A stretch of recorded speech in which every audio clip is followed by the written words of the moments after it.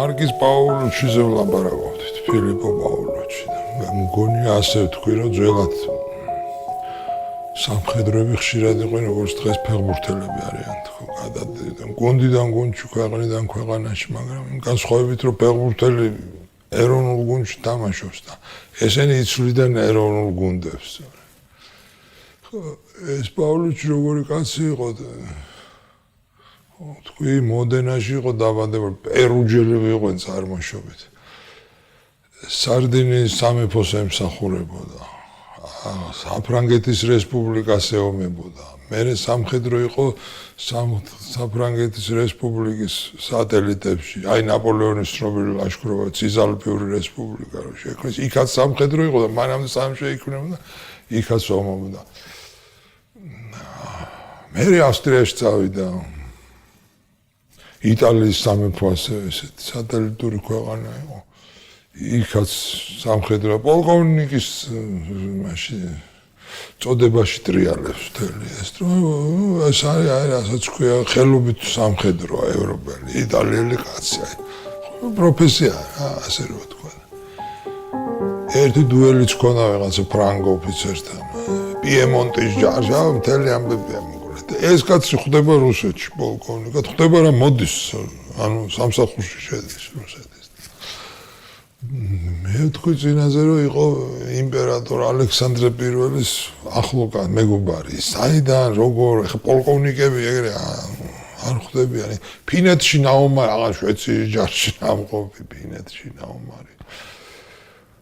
რაღაცა შეიძლება ესეთ კამი არ ვიცი ხა გამბავი კი არის რაღაც ციგნები ამ პაულუჩიზე ქართულების შეგარი პირველი ვარანცოვი ასე რომ თქვა საინტერესო მომენტი არაფერი კარგი არ არის მაგაში მაგრამ მომენტად საინტერესოა ჩვენი კუთხით ასე რომ თქვა ხოდა სპეციალურად იქ მოლაპარაკებებშიც და ომებშიც მონაწილეობს ფლიგელ ადიუტანტი იმპერატორის უცბად და მერე მოდის აქ და ნუ 2 წელი მაგარი კარიერა აქვს ამას ამ პოლკოვნიკო ჯერ შტაბშია მერე იმ შტაბის უფრო მერე ყველაფრის უფროსია და 1811 წელს თავარსარდლად ნიშნავს ეს ახლო ანუ უბრალოდ რამე არ არის პირადად იმპერატორის კაცია რა ასე რომ ვთქვათ მაგრამ ამ კარიერას იკეთებს ბრძოლებით აქ ირანთან ომია გაბმული მთელი ამბებია იქ ესე ისე მდგომარი რომ ირანი და ოსმალი ჯარებს აერთიანებდა რომ ესა და ახალქალაქი ამან გაყარა იქ ალექსანდრე ბატონიშვილის იქატრიალებდა იქით ამღრიდან რა თქმა უნდა ჩვენი დაუღლელი და ხარი არჩეული კაცი დიდი ხნის რა ირანის ხვიდა ესეთ რაღაცები გააკეთა ამაში მიიღო ბევრი ჯილდოები და სამსახურშიც დაწინაურდა და ბოლო დაწინაურება ეს იყო მაგრამ ეს ჩვენ გვაინტერესებს ალექსანდრე ჭავჭავაძესთან დაკავშირებით 1811 წლის გაზაფხულზე გარდაიცვალა გარსევან ჭავჭავაძე პეტერბურგში და დაკრძალეს იქავე როგორ ნეველში როგორც ყველა ქართველები არის ბევრი იმ წლის შემოდგომაზე ეს ახალგაზრდა რა ქვია გუსარი ალექსანდრე ჭავჭავაძე ბრუნდება საქართველოში ახ მის სიმართლე რო გითხრათ ეს კი მწვენია მაგრამ არ ვიცი რო ჩამოვიდა ცოლი აქ შეირთო ხო იმიტომ რომ 1812-ში მას უკვე ნინო ყავს პირველი შვილი რა ქვია ბოლოს წლის ბოლოს ხო ეს მოხდა სადღაც ალბათ 11-12 წლის საზღვარზე ეს ქორს ანუ როგორც ჩამოვიდა მალევე გაულ ორბელიანის ქალი სალომე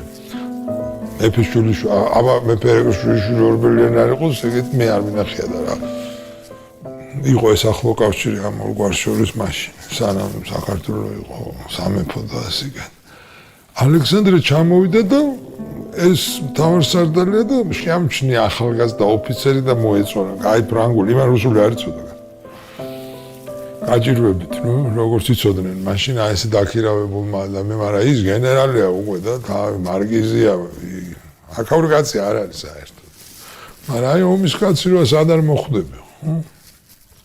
ეს არის რაღაცნაირი ნამტვრევი მე-18 საუკუნის ავანტიურისტები აი ყველა ქვეყანაში და ყველგან რო არიან და ეს რაღაცა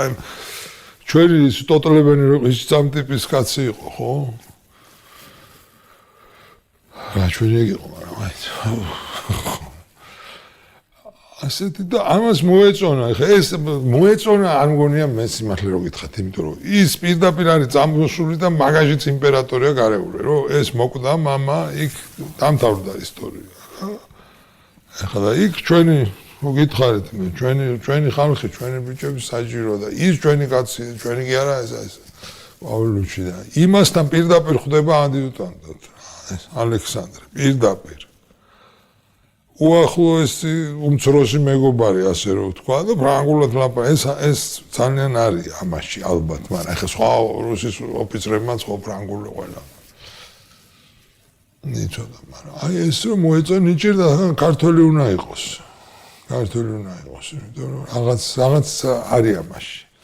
იმიტომ რომ ქართველები ხა ბევრი არიან, იქ გენერლობა დარტყმული და ის არა ქვე თავადაზნაურის მარშალია თამაზ და ორბელი არის, მაგრამ აი არაფერი არის ძიმა. არაფერი ის ელიზბარერის და რო ვახსენეთ პირველი თორე მეორე აჯანყების მეთაური იყო ამათ ენაში ცუდად არის საქმე ხო და ეს ბიჭი ჩამოვიდა უკვე გერმანულიც იცის თან და საერთოდ რა სხვა პირდაპირ პეტერბურგიდან წამოსული ის არის კაცი ლეიბგვარდიი და აი იმპერატორის გარშემო რაღაცა უსაქმურთა გუნდი არის ეს ასეა მერე ბადრაგი კანოი რო ერქვა ქართველები დიდი მეებს იმაგრებდნენ ეს ბუჩები გაუქმდა მერე 100 წელი იარსება აკაკი სტატიკო იყო კანოიში ძმა ვერნი იყო ქართველებს საერთოდ ასე არჩევდნენ ულვაშით გაიცხვერით საქმე არაფერი ხო მარტო ცხენებს დაატარებდნენ გადაუხვივრა აკაკი რო ჩავიდა იქ კანოიში უნდა და ერთი მორიგი პეტრე ბაგრატიონი შეხვდა გენერალი ამ კარვოის უფროს და შვილო ისწავლე რა უთხრეს რაღაც ნუ ეგეც მე მგონი ნათქვამი მაქვს მაგრამ აი ლეიბგვარდია ეგ არის რა ცარცხა ესელოში აივლეს ჩაივლეს იქიდან ეხლა სახში ბრუნდე ამის აქ მამულებია აქ არ არის პატარა ამბავი ეს რა ქვია ეს არის ერთადერთი მემკვიდრეა ერთადერთია გარსევანის ბარობაზე რო იტყვიან იმერეთში მაგრამ უკვე ეს არ არის ის ბიჭი გულში ალბათ არის ბიჭი ის ბიჭი კერო აჯანყებაში და იმაში იყო მაგრამ უკვე ესენი დარტყმული იქ აღარ ზემოთ ახარ ასეა ეს ქართველი თავადები ჩვენ რომ მოღალატეს და იმას ვარ ქმნით იმას ჩინიდან საერთოდ სამსახური და ფიცი ეს არის თავი იმპერატორზე ფიცი ხო და შესაბამისად მაგრამ ალექსანდრეს ხასიათი ისეთი ჰქონდა რა ქვია არ იყო ეს მაინდა-მაინც იმაზე რა აი მაგის ახლა ჩვენ ხო ლექსებს ვიზარე ალექსები არ გესმის ოხურის მიზეზო ესეთი ლექსია ახლა შენი ფიქრე კალოზეა თუ სამშობლოზე გაგზელებაც არის მე და წაიკითხავ ნახავ ამას მაგრამ დავალებები პირადი დავალებები და დარბის და აგერ წინანდალია მიგდებული შეიძლება ითქვას ნუ ახლა როგორ არის მოურავები რომ მართავენ და მართავენ აქ ამ სახლის ადგილზე რო სახლი იდგა, იმ სახლის ადგილზე იდგა კიდე სახლი და ის არის ჯერ. ძველი თავადული სახლი იული ასე რომ. აქ მე ნათესავებია ბევრი წინანდალში. ბევრი ჭავჭავაძის არის ეს მიწების მიხედვით, ხო? ამ შტოში, ხო? ესეც მისახე, ესეც აწყობდა, მაგრამ ეს იმპერატორის ამბავია მოკლედ რო არ გავაგრძელო. ეს ცუდი დროა რომ ჩამოვიდა. კი შეირთო ცოლი ალბათ კორწილიც გადასარევი იყო და ყველაფერი და ეს აკვია და ასე ქართლ-კახური ალიანსია ორბელიანები ძლიერია ეს მაგრამ ნუ არ გამოვიდა სახმალო კი შურის გენერალი ეყოლა ერთი მაგრამ გოგოები გამოვიდა უმეტესი რომელმაც საქართველოს ისტორიაში დატოვეს კვალი შეიძლება ცოტა ცნობური შეიძლება დატოვეს კვალი უფრო მამის გამო მე ესე ალხეთში არის ძალიან ცუდი ვითარება და ეს სამხრეთში ომია. უწყვეტი ომებია ირანთან. ეს პავლუჩი ნახევრად იქ არის ალექსანდრე იქ დავალებებზე, აიმებზე ეს. სამხედრო ცხოვრება, მაგრამ ახელების რაღაც მოხსენება, აი თავის მაზრის უფროსებს, ამ ანდრონიკაშვილებს და იმათ რო წერენ. წარმოიდგინეთ რა მგონა. ციციანოს მე ერთი დღე არ განგვისვენია. არა მოგვისვენ თქავს. მე რუსთაველი ეპისკოპოსი მე ამბავი რომ ატყდა რუსთაველი ეპისკოპოსი წერდა იმას პაულუჩი ევროპელი კაცი იყო და ყველაფერი უნდა დაწერილი, ცოდნოდა ეს. თავისთვის ეს არ იყო რომ აი მე ობიექტურად გავერკვე, ის ქაღალდები ჭირდებოდა. ის წეს რომ მე მღვდელთავარი არ ვიყო და ფიცით შეკრული არ ვიყო, ისეთ რამეებს მოგიყვებოდიო. უბრალოდ არ შემილია გითხრა რაც ხალხი მეუბნება. მაგრამ ბევრსაც მოგიყვებიო და იქ არის, მაგრამ ეს ასეთი ძალიან ბევრი ქაღალდეში, ქართველებსაც და რუსებსაც მე დააწერინა. კახეთში იყო მოუსავლიანობა. ამაზე იყო მღელვარება, გადასახადებზე და საჭმელი არ იყო. დავით ბატონიშვილს, რა თქმა უნდა, ეს ყველაფერი ასე ჩამოწიგებული საშინელი სიტყვებით და ყველა მთელი სინამდვილე დედაწულს იძლეოდნენ ფურში. საერთოდ არ იყო ფური. საერთოდ არ იყო. მე ახალციხიდან იმან ჯარი წამოვიდა რწისშევი, მე ვინც გახდა ჩვენი იმის ჯარის ნაწილება შემოიტანა ჭირი. რაღაცა ჯილე იმერეთშიც დიდი თან ეს რა დროა იცით უკვე იმერეთი შემოერთებული ახლა ეს ცოტა ძნელი წარი რახან ალექსანდრეს ეს არ ეხება პირდაპირ იქ თავის წილის სისხლი იქ დაღურულია უკვე 1800 წელს სოლომონ მეორე გაქცეულია ერთი კინკილა ბატონიშვილია დასჩენილი მთელა იქით-აქეთ გაუქმებულ სამეფოებში იმიტომ რომ ზურაბ წერეთელი რომ ამბობდი სახუცი ზურაბ წერეთელი რუსების კაცია აი კალმასობაში რა სიებს მევადგენ ვინ უნდა გაასახლონო და ჯვენად იყავით ხო და იმის სიძე არის ივანე ბატონიშვილი კალმასობის ავტორი და ივანე ბატონიშვილის შვილი არის გრიგოლი ხალხში კოჭო გრიგოლად ცნობილი ახალგაზრდა 20-22 წლის ბიჭია ის არის იქ საწერეთლოში დანარჩენი არც ერთი ბაგრატიონი არ არის. იმან როგორ გამოუშვა იქიდან ეს არის საინტერესო თორე. ჯერ არის უამრავი ქაღალდი, აი ბოდბელების წერილი არის რომ ვახტანგის სამართალზე დაგვშვითო ჩვენი გვესმის, ეს არ გვესმისო შარშან მოსავალი იყო როგორ გვახტევინებს შარშანდეს და წლევანდელს წელს ერთად რატო გვახტევინებთ ეს პრეტენზიები იყო იწერებოდა ითარგმნებოდა მიდიოდა აი ეს პაულუჩი მოიქცა სუდად შეიყვანა სოფლებში ეგზეკუციები რომ იყოს სიცხნარე აი ამ ბუმბულებიანმა კაცმა და მარკიზმა და იმან დავით ბატონიშვილს წეს ტირანმა მარკიზმა ეგზეკუცია დასდო კახეთ წართმევა არ იყო მარტო საჯარო გაუპატიურებები ღვინოში ჩავარდნები მთელი ეს ისტორია უბედურებები იყო და ეს გლეხობა არის უიარაღო კი არა თითო ხანჯალი ყველას აქვს და აი ტრაგიკული ის არის კალმასობაში რომ საქმე ხირიმის ტოფი რო გადებული და კათმები რო შედანზე მე ლეკები ხო იცით ლეკის გული ხო გაგიგია და რუსი შემოვიდა ის თავის გასაკეთებელს სანამ შეძლებს აკეთებენ ისე აი ამ შენებლობების და იმებზე ხალხი რო იქ ლეკები ეცემიან ეს რუსები კი ესვია მაგრამ ის გასატაცებელი მიყავთ საქონელი ჯერ კიდე გრძელდება ეს არ არის დაწყნარებული ადგილი და თიანეთში ეკლესიის წინა კაცები იდგენ უკლეხები რაღაცა სჯობდნენ ხალი ამოვიდა ქვემოთ ეგზეკუციები როა მაშინ თავის ქმარს მოხდა კუდი და დაიხურა და ამოაძრო ხანჯალი იმიდან და წავედიო მე კაც შენ არ ახარო და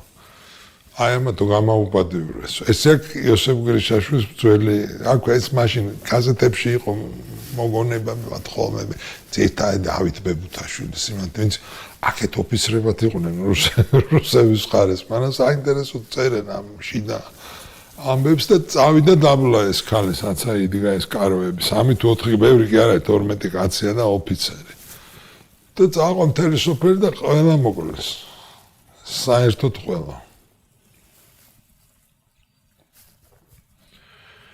იმავე დღეს თელავში შემოვარდა ივანე მაჩაბელი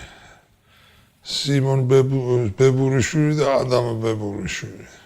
და დეცენ თელავს და აიღეს რუსი ვინც იყო შეევარდა ბატონის ციხე საწაკონდათ ეს გარნიზონი ესენი ვერ შევიდნენ მანამ დიდად არც უცდიათ 700 კაცი იყო შიგ როგორც რუსები აი პოტოწეს გულის ტკივილი 700 კაცი 32 დღეო მე თითქოს ერთმა 72 დღის თავზე რაღაც კაპიტანი რუსი რომელიც გაარღვია და თვითონაც შევიდა ხა ისინი მაგრამ ბევრი დანაკარგი ნახავ და ჯარი გვინდა ქვემეხი ეს. ეხლა ეს პაულუჩი როგორი კაცია ესეც უცნაური კაცია. შარი არ უნდა მაგას, მაგრამ თან უნდა გაიმარჯოს. იქ ძველი პერსონაჟებია. ადრე თუ გარსევან ჭავჭავაძე იყო თავდაზნაურობის მარშალი და წინამძღოლი ეხლა ეს მე რო ახსენე ეს თამას ორბელიანია. ასეთი ხალხი ეს იკრიბება ქართული ოფიცრობა ყველაფერი ეს. მაგრამ სოფლებში არის უბედურება. პავლუჩი მე რო წერდა იმპერატორს წერდა ისეთი სისასტიკე გამოიჩინეს გლეხებმა ჯარის მიმართ. როგორც საფრანგეთში გლეხებმა. ეს არის რევოლუციაო წერს. გლეხების ხელით გაკეთებული რევოლუცია. ივანე მაყაშვილი გადავიდა იმერეთში ღამ და გრიგოლ ბატონიშვილს ვთქვა თუ წამოხვალ შენ იქნები ჩვენი მეფეო. დღეს ახლა ბევრი ისტორიკოსი ამბობს რომ საქართველოს უკანასკნელი მეფე არ არის გიორგი მე-12 წლებში მე-13 როგორც არის ეს არის გრიგოლ პირველი იგივე გრიგოლ კოჩი რომელიც ერთი კვირა 10 დღე კახელებმა დაიფიცეს მაგაზე და ეგ იყო მაგათი მეფე და გადამოიყვანეს ეს. ამასობაში როგორ არის და ეგზეკუციებზე დაცემებია კაკაბეჭ ანაგაში ერთი კაზაკის იასაული გადარჩა მარტო გარბოდაო. ანუ ჟლეტა არის აი როგორ გითხრათ. უკან მოუხედავი და ეს აღამათ უცბად უკვირთ. აი ეს რა არის, რა სისასტიკე, მაგრამ არის აქ მომენტები, როცა აი ამ იმას კახელები გადაამეტებენ, ჩდება თვითონ ხალხში ადამიანი, რომელიც ამ რუსებს მალავენ. ესენი არის როგორც ყრიან ამ თავის ტოპებს და გარბიან. იმიტომ რომ აი ხალხის ვირთივით არის ეს არ არის რაღაცა ჯერ ომი და ეგეთი რამე არა. აი ესე მოდიან და უბრალოდ გადაგივლი ფეხით რა ესეთი ის არის ვიღაც გოგონას ისტორია იქ რომ მარანში დამალა 7 ჯარის კაცი მე ამ ოჯახებს რაღაც გადასახადები მოუხსნეს და ეს რუსებმა. მაგრამ ამათ დამალეს რომ პოტო წერს რომ არ უნდათ ხალხს არ უნდა რომ სასტიკის სახელი ქონოდათ, მაგრამ სასჯელები იყო ანუ პასუხი იყო უსასტიკე ბოლომდე. კახე ეხა ოთარქო აქ ესენი ყველანი ხო დავადებ თავთავის ეს ოთარქო ბუაშვილი არის ძალიან ისეთ შეურიგებლად და აქტიურად და იმაშიო და საგარეჯოში დგას რა გვარია ის ხერი განსო. პორტიაგინი დგას გენერალი. ცოტა ხალხი ყავს. ხო და თბილისიდან ჩამოვიდნენ ვიღაცები ბოქაული ჟანდი ერთი ანდრონიკაშვილი ერთი ჟანდიერი მოკლედ და საგარეჯოს გლეხობაო არისო ნუ რუსი დგას და ამათ არ უნდათ ომიო რა ეგეთი მდგომარეობაა და ეს ჟანდიერი რომ მოვიდაო საგარეჯოლებმა რო გაიგეს იწყეს ძღვენის შემოტანაო და აბა გაიშალა ხო და ამას ძალიან ცოტა ხალხი ყავს ამ გერეს და თბილისიდან ელოდება ან ზარბაზანი დააკუხორან ხალხი რაღაც თუნა შეშინდეს ესენი ეხა ეს საგარეჯოლებმა ჩვენთან დგას და ჩვენ როგორ ავჯანყდეთ ჩვენ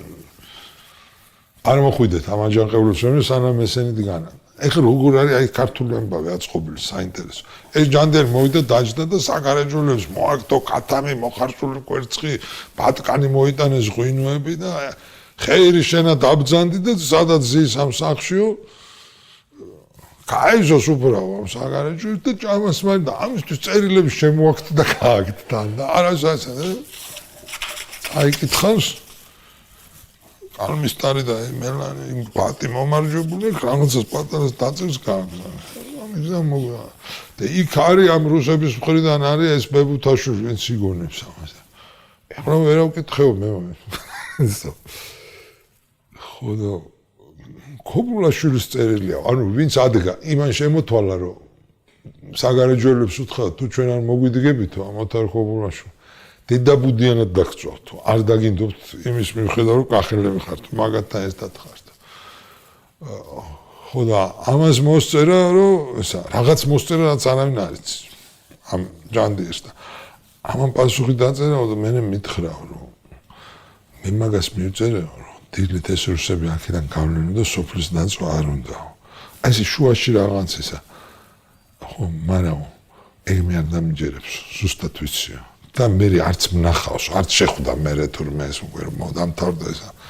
ამიტომ პარტიაგენსო უნდა უთხრათ რომ წავიდეს. როგორმე ესაო და არც ეს დაგიჯერებს უმეთქვა არა რაღაცა მოხერხდება ხო და მე მივიდოდა იმ გენერალ სენოპარაკოვის აი თაქნან და აქაუროს მე მივხედავ კაც თქვენ უნერურო და ისეუნება რომ ვიღაც მაშველი მოდის ვიღაც პალკოვნიკის არბაზნები თბილისიდან ასეთი ისა ჩამოღამდა ამ მაჯამაში ეს არც ამდგარა ეს მოკაული ჩადიერი ნუ ძალიან ისეთი ამბავია კარგი სროლა ატყდა უბედურიო და ერთი გავიდა უნდა და კომულაშვილთან დალაპარაკებაო რა და არა არის კარგა მოეხმიანა იქ ამ შემოვიდა სახშიო და გათენებამდე გაძლეს ამ რუსებმა და კაისმა შორიდან ზარბაზნის ხმაო ანუ ის დამხმარე ის უკვე მოდის რა ქვია ეხა ზარბაზანებმა მაინც ვერ მოაწიაო აქამდე მოიხსნა ეს პორტიაგიდან და გაიქცა თბილისისკენ და წაიყვანა ისინი და შემოვიდა ოთარ კოპულაშვილი მაშინ და სოფელშიო და ჭანდიერი იქ იყო და ესეც არ გაეგებაო და ის არ შემოვიდა არაფერი არ უთხრა მე საჯერ ცხრანა თანაგაც დაშდაცხენ ასეთი რაღაცა უცნაური რომ ამბობენ აი ამ ამბავში ალექსანდრე ჭავჭავაძე არის თითქოს და საინტერესო რომ გრიშაშვილი ესე წერს რომ თავისი ბუნებიდან გამომდინარე სულ მშვიდობიანობით უნდოდა რომ ყოფილიყო ყველაფერი რომ სამხედრო გამოვე აღარ მშვიდობიანობა კაცი პარიზის და საქსონიაში ომობდა პარიზში და მე სულ მალე ამ ამბებიდან ხო და ამიტომ დადიოდა კახეთში აგზავნიდა ეს პავროჩი კი არ დადიოდა და ცდილობდა რომ ისო მაგრამ მაგას რა გაუვიჯეს ეთი ბიჭი იყო მაგას რა გაუვიდო და იმ ხელა ხალხი იყო ჩარეული ამ ამბავში